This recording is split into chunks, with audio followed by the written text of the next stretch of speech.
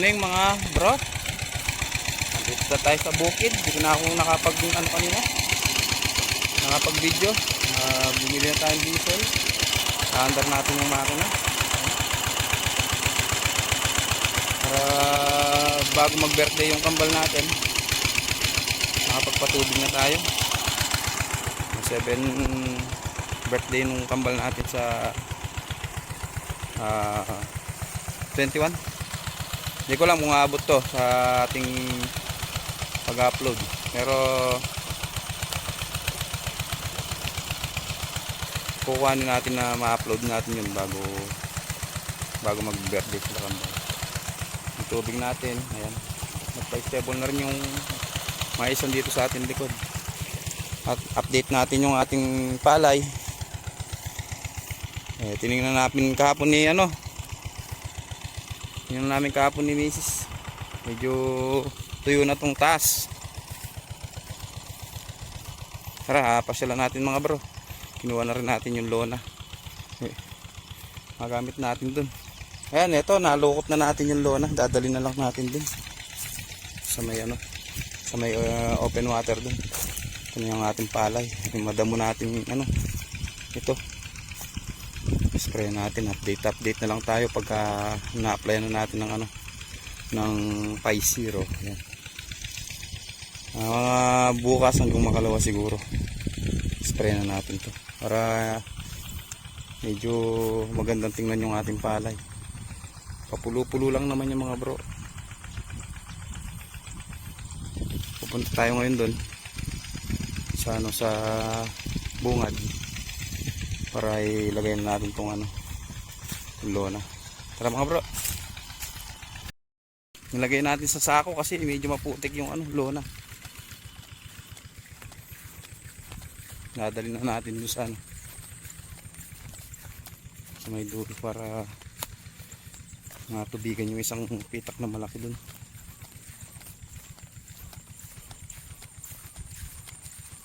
Marang may pa pakinggan nyo mga bro. Kala ko kanina may ibon na umiiyak dyan sa malapit lang sa natin.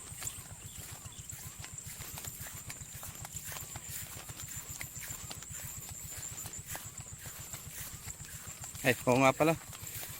Happy birthday kambal. Masiya and Sophia. 7 years old na po sila. Ngayon pilapil natin nung yung nakaraan video natin. Grass cutter natin yan. Meron na 1 linggo yun bago natin na i-upload. Madamo na naman. Kailangan natin ng dito. Pang spray ng pamatay damo ulit. Spray natin uli. Hindi natin kasi masyadong na-spray nung nasira yung spray natin. Excuse me po.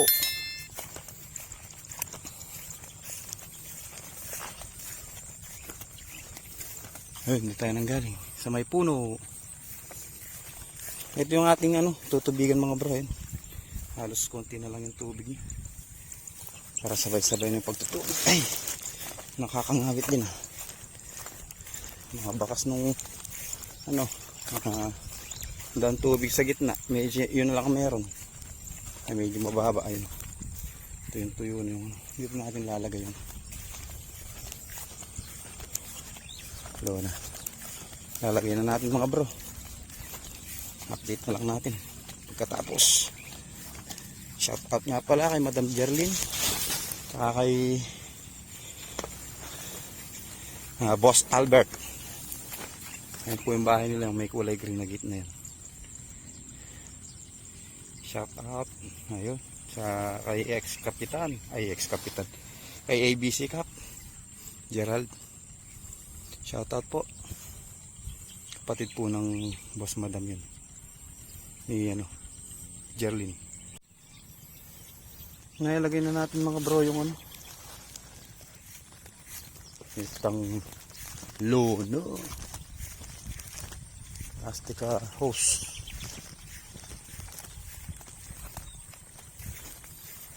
Ito po hanggang dito yung pwede natin i-open water dito. 6 na pinitak. Bali, ito, kung pagsasamahin yung dalawa dun sa tabing bahay. May dalawa pong mga kitid dun. Sabayan na lang natin lumabas kung malakas yan lumabas dito. At traffic ah. Wala pa. Ayun, meron na. Medyo mahina siya ngayon. Palagay ko 24 hours ang mangyayari sa atin dito. Napakahina mga bro. Lalakas din yan. Mabaya-maya.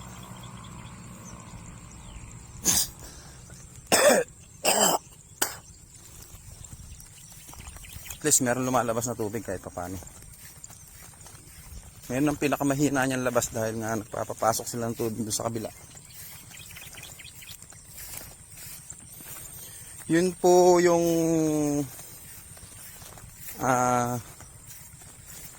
sinusuplayan ng tubig na yan.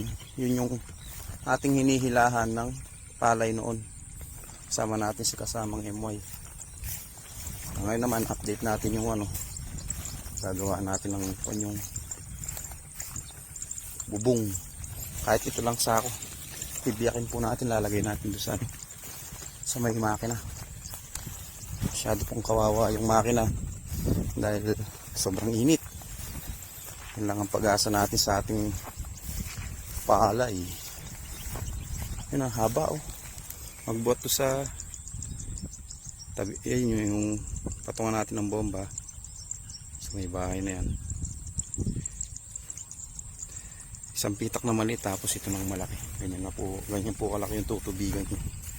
Pero talagang medyo mahina sa nakita ko. Ito may tubig to eh. Ito lang talagang medyo matakaw sa tubig. Yung isa na to.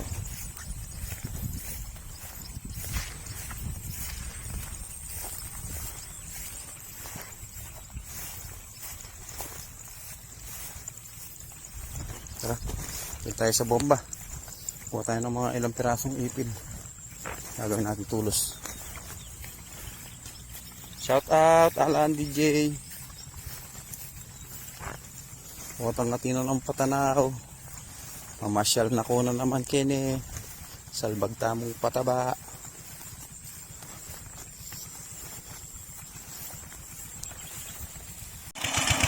Nagawa na natin ng kahit konting silong lang para sa oras ng kainitan talaga nakasilong siya.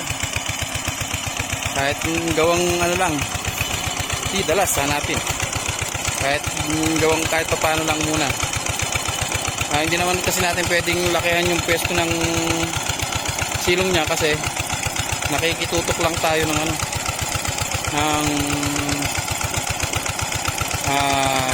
makina. Hindi sa atin to, yun yung hangganan ng natin Pero meron din yan kung talagang magkakagipitan, pwede po tayo dito maglagay yan malapit to sa niya. Kaso pahirapan po yung dyan, yung pag bubutas kasi nga po pag malalim yung tubig sigurado aapaw na dyan yung tubig. Pero kung sakasakali may paraan naman yung ganung bagay para hindi tayo mahirapan sa sa tubig. Kung sakaling hindi na tayo patututukin dyan, pero hindi naman mabait yung may-ari nito, hindi naman iba sa atin. Check na lang po natin yung yung mga lawas.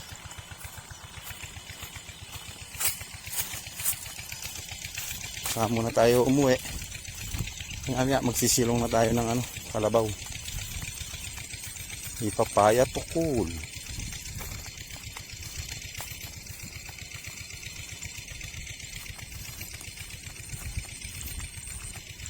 Ito ang importante natin talagang may dito tayo nagkulang talaga. Malaki pagkulang natin dito. Dito. Pagtaas pa ng tubig niyan, lalakas pa yung tubig niya. Ito hindi naman ganun karami yung kailangan na tubig sa kabila. Ito talagang maraming kailangan na tubig dyan. Dahil ito yung grabyado natin talaga. Check, check, check, check.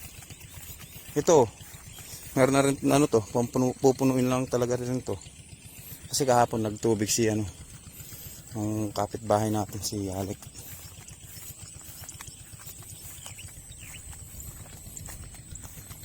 Haluin muna tayo. Makapuntahan muna natin yung ano, kalabaw. Para may silong natin. Update na lang natin ito mamaya. Balik natin ang mga pananghali. Kakasya naman yung diesel niya na yun. Baka halos mapuno-puno na yan. Tsaka nagsiguro na ako baka sakaling makakita pa ng ano, pambiling gamot para sa ano, damo.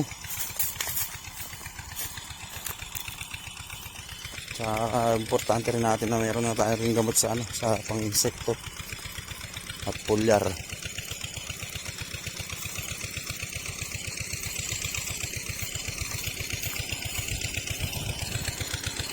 Yan, potay na kami kapali.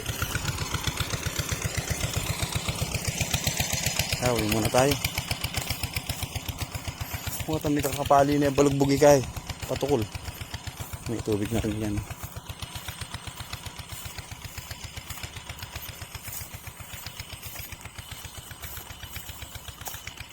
Ito ang pinakamahirap pinapatay ngayon sa panahon na to sa palay. Dahil medyo mataas yung pwesto natin dito sa gawin rito. Tawag namin dyan yung salasaluyutan. Ewan ko sa inyo kung ano yung tawag nila dyan. Yun, mataas. Yan. Ito mga bro yan. Pero sa ano, frontier, medyo nag-iinda siya. Naiiwan na siya, hindi na siya ganun kalakas tumangkad. Kalagong pali yan. Pumboy! Sana all. You know. Ito, hindi alam problema ito dahil gilid ng pilapil. Grass cutter na lang yan. Hindi na uso kasi ngayon, high tech na ngayon eh. Yung tawag panampong. High tech na ngayon.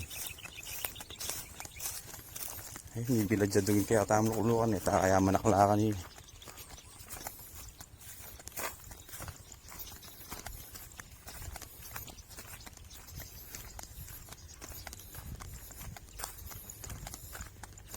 Uy, kapalibo. Ops, yun na tayo. Tara mo bro. Bago tayo makauwi, magtubig muna tayo sa ganyang panahon. Sa lahat po ng mga magsasaka, tatrabaho sa nakabilad sa araw, huwag po natin kalimutan laging uminom ng tubig.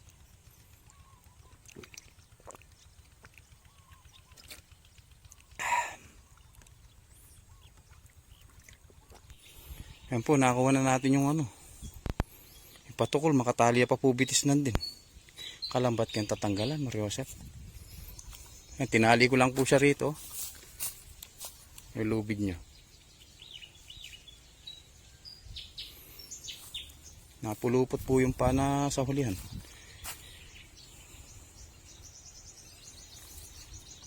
Hey, hey, hey, napagod po siya.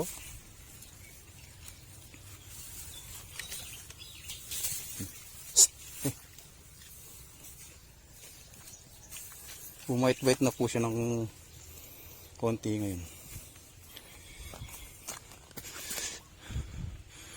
Nadugo pa yung ilong dahil nakapang ilong kanina.